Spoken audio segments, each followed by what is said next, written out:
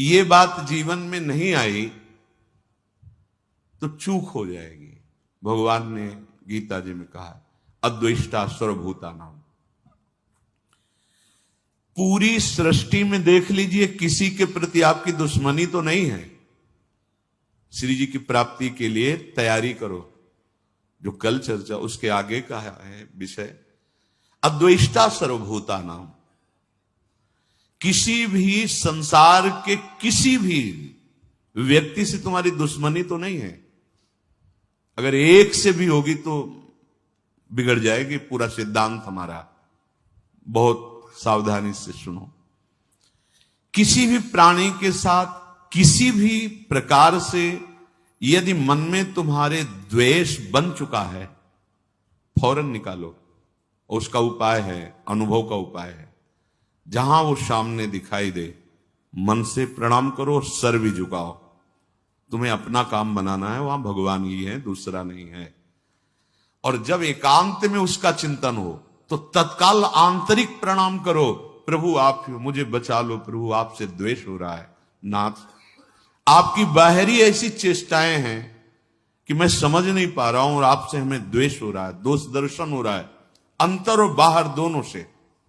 अंतर में जब आवे तो तत्काल उसको प्रणाम करो, वृत्ति में आएगा वो और जलन पैदा होगी। बार बार आपको क्षमा मांगनी, मेरे से गलती हो रही प्रभु, मैं आपको ना जानकर आपसे द्वेष कर रहा हूं। और बाहर जब सामने आवे तो पूज्यपाद शिवड़िया बाबा जी ने कहा, जो तुमसे द्वेष करे ना बोले, अपनी तरफ से उससे राधे राधे बोलो। राधे वो जो कर रहा है उसका असर आपके ऊपर नहीं होना चाहिए। आपको इस द्वेष का असर काटना है। वो हो सकता है आपके साथ फिर ऐसा बर्ताव करे कि आपको लगे कि अब तो द्वेष पक्का ही हो रहा है क्योंकि हम बार बार प्रणाम कर रहे हैं, ये वैसा ही नहीं। ये बहुत बड़ा भगवत प्राप्ति में विघ्न है। इसलिए भगवान ने कहा अद्वेष्टा सर्वभूतानाम। इतना ही नहीं, ये जब बढ़ेगा तो आपका भजन छूट जाएगा। बहुत क्या होता है कि जिससे महापुरुष जन अपने हृदय को देखते हैं ना, वही बात वो बोलते हैं, वही बात लिखते हैं। भजन क्यों रुका, भजन क्यों छूटा, हमारा लक्ष्य क्यों बदल रहा है? ये अंतर के चिंतन से। जैसे कि महापुरुष जन दूसरे के मन की बात जानते हैं, आप इस धोखे में मत रहना, क्योंकि उनके पास इतना समय नहीं है, वहां कोई दूसरा नहीं। अपने मन को देखा जाता है, पूरी सृष्टि के मन की बात जान ली जाती है, क्योंकि कनेक्शन सब उसी परमात्मा तत्व का है। तो लगता है ये तो हमारे मन की बात जान गए, जो ऊंचे महापुरुष हैं। ये छोटी छोटी बातों की नहीं, क्या सोच रहे हो क्या, ये नहीं।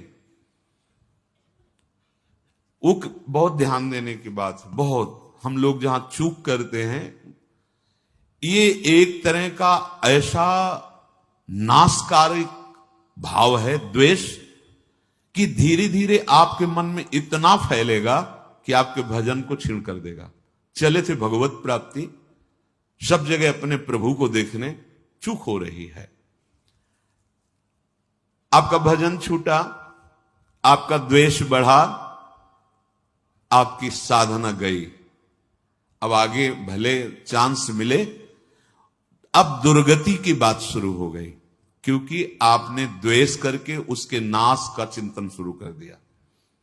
और आपको चिंतन क्या करना था कि मेरे प्रभु क्रूर से क्रूर पुरुष में भी विराजमान। ये क्रूरा अपि पापिनो नच सताम संभाष्य दृश्याश्चये। बोले तो बहुत कठिन। तो फिर आप एक गांव के प्रधान बनना चाहते, पूरे गांव में हाथ जोड़ते हैं कि नहीं जोड़ते? अब चाहे जितने बड़े रईस हो, जमींदार हो, चाहे जितना बड़ बल विक्रम हो, पर गांव के प्रधान पद में बैठना तो हाथ जोड़ना पड़ेगा दरवाजे पे जाके। और अगर आपको मुख्यमंत्री बनना है तो पूरे प्रदेश को अनुकूल करना पड़ेगा, अधिक से अधिक। प्रधानमंत्री बनना है तो पूरा देश आपको, अगर परम पद तो पूरा विश्व आपको सपोर्ट करे, एक भी कोई द्वेषी न रह जाए, तब परम पद प्राप्त होता है। समझो, ऐसा कैसे हो सकता है? तो फिर भेड़ चढ़ाने की योग्यता तुम्हारे अंदर है तो तुम देश का शासन करने की योग्यता कैसे धारण कर सकते हो? पहले अपनी योग्यता बढ़ाओ। तो भगवत परम पद की योग्यता क्या? अजात शत्रु, एक भी कोई द्वेषी संसार में न रह जाए। अब जहां अभी भजन हुआ नहीं और द्वेष का पोषण होने लगा, ऐसा द्वेष का पोषण, अपने में सद्गुण भावना, अपने में साधु की भावना और दूसरे में निंदा की भावना, चले कहां हो, जा कहां रहे हो, प्राप्त क्या करना है, कर क्या रहे हो। आगे जो लिखा है इसीलिए रुक के, जो अंदर से द्वेष भाव बढ़ाने लगता है, बैर भाव दृढ़ कर लेता है, तो उसका भजन जितना रोक दिया गया, लेकिन उसको प्रेत योनि प्राप्त होगी। महापुरुषों के वचन है, जो अंदर से दूसरों के प्रति द्वेष दोष भाव करके जलता रहता है, बुरा मनाता रहता है, भले किसी वेश में हो, तो क्या समझते हो प्रेत बनना कोई ऐसा थोड़ी कि बहुत ही निंदनीय कर्म करने वाला प्रेत बनता है। ब्रज के भक्तों में ठाकुर जी का अमन्य ठाकुर जी को अर्पित नहीं किया और उसका प्रयोग तो प्रेत ही उनको। ऐसा नहीं कि वृंदावन में प्रेत नहीं है, चरित्रों को पढ़ के देखो, चूक नहीं करनी। हां ये जरूर है कि एक जन्म केवल, और तो काहे को भुगतोगे, काहे को परेशान होगे। देखो ना, यहां टांग टूट गई है, कीड़े पड़े हैं, वो सड़ रहा है, यहां भी तो देख रहे हो ना। अब यही का जीव है, अपराध कर लिया है, अब उसको पवित्र कर रही रजरानी, शरीर छूटेगा, श्री जी को प्राप्त हो जाए एक जन्म। तो काहे को इतना लंबा वियोग प्यारी जू से सहो। सुधार करना है तो सुधार करो ना। यदि तुम्हारे हृदय में भजन रुक गया, द्वेष बढ़ गया, और ये पक्का हो जाएगा, निंदा होने लगती है। पाप कर्म करने से भजन करने में विक्षेप पड़ने लगता है, लेकिन अपराध हो जाने पर भजन रुक जाता है। ये अपराध के अंतर्गत आता है द्वेष। ये बहुत सूक्ष्म विषय है और ये बहुत आयत रहता है हृदय में। वो बिल्कुल आपसे कुछ न कहे, लेकिन आपसे आगे बढ़ा जा रहा है, ये बर्दाश्त नहीं होगा और निंदा शुरू हो जाएगी। अरे आए काहे के लिए हो, क्या करने आए हो, क्या कर रहे हो, अपने से प्रश्न करो, क्या जानने आए हो, क्या पाने आए हो, उन्नति किसे कहते हैं, अवनति किसे कहते हैं, ये परिचय आप अपने अंदर देखो, बाहर थोड़ी देखना है। मेरी बात मान लेना, मैंने द्वेष करने वालों को, सिद्ध महापुरुष के वचन है, भीषण प्रेत बनते देखा है। एक, आपको इसमें संशय न हो इसलिए कह रहा हूं, एक बड़े धनी, उनके भाई आए और उन्होंने कहा कि हमें अगर कुछ लाख रुपए मिल जाएं तो अमुक अमुक व्यापार कर लेंगे, फिर धीरे धीरे वापस कर देंगे। उनको लगा कि ठीक है भाई, चलो ऐसा कर लेते हैं। उन्होंने दिया और उनके तो मन में था ना कि मेरे भाई हैं, तो वापस नहीं किया और उनका शरीर पूरा हो गया। जिन्होंने दिया था महात्मा ने, वो इसी योनि को प्राप्त हुए और स्वप्न में आकर एक विशेष किसी महापुरुष को बताया कि मेरे से गलती हो गई, आप कृपा करके किसी भी तरह शासन करके वहां से पैसा मंगवा करके संतों के भंडारा में लगा दीजिए, मेरी मुक्ति हो। जरा सा भी शास्त्र विरुद्ध बर्ताव, ऐसा नहीं कि आप मनमानी आचरण करते रहें और आप भगवत प्राप्त हो जाएं, या आप बड़े पद पे हैं तो मनमानी आचरण कर सकते नहीं। आप सावधान होकर सुने, जो दूसरों से द्वेष करता है, वैर की वृद्धि करता है, ईर्ष्या करता है, मात्सर्य करता है, उसको प्रेत योनि प्राप्त होती है। और प्रेत योनि प्राप्त होने के पहले उसको नरक में यंत्रणा मिलती है।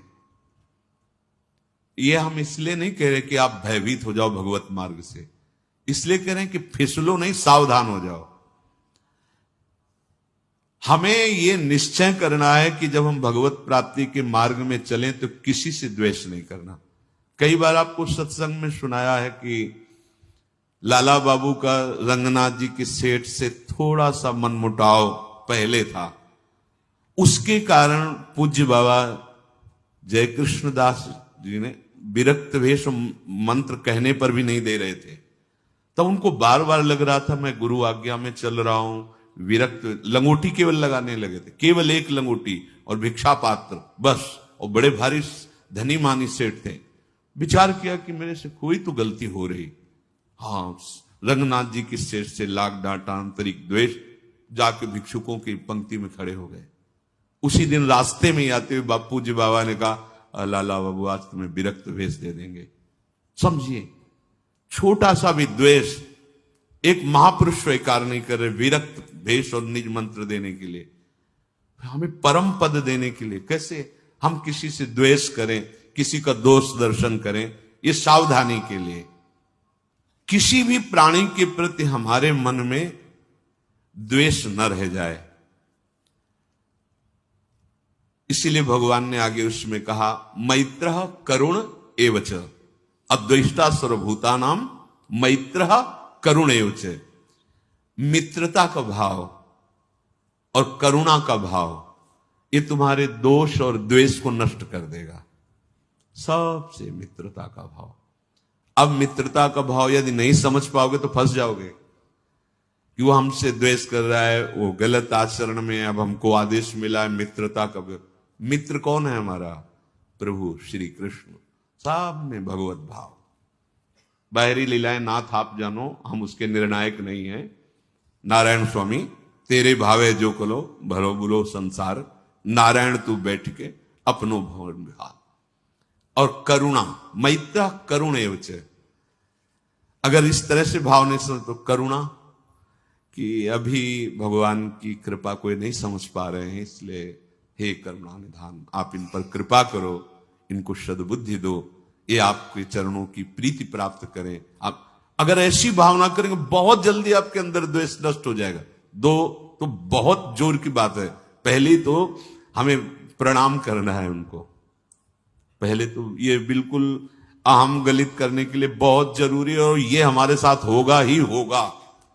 बहुत ज्यादा दूरी नहीं होगा, बहुत नजदीक होगा। ये प्रश्न बहुत नजदीक रखे जाते हैं। हो सकता है आपके सामने वाले कमरे में ही वो हो, या आपके बगल में ही बैठने वाला हो, ऐसे ही रखा जाएगा। ऐसा नहीं रखा जाएगा कि अगले मोहल्ले में, तुम इस गली से निकल जाओ कभी मिलेगा नहीं, ऐसा नहीं रखा जाएगा। रोज तुम्हें वहीं रहना है और वहीं सामने देखना है, तब तुम्हारा द्वेष नष्ट किया जाए, तब उपासना का भाव विवेक समझो कि काम कर रहा है।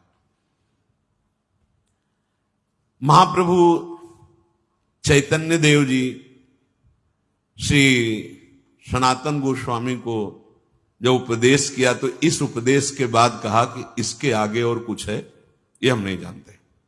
बहुत सार की बात। जीवे दया नामे रुचि वैष्णव सेवा सेवन। जो भगवान कह रहे मैत्रः करुण एवच, ये भगवत प्राप्ति के मार्ग वाले उपासक का धन होता है। मैत्रः करुण एवच, सबसे भगवत भाव से मैत्री भाव। लेकिन निर्ममो, बहुत सावधानी।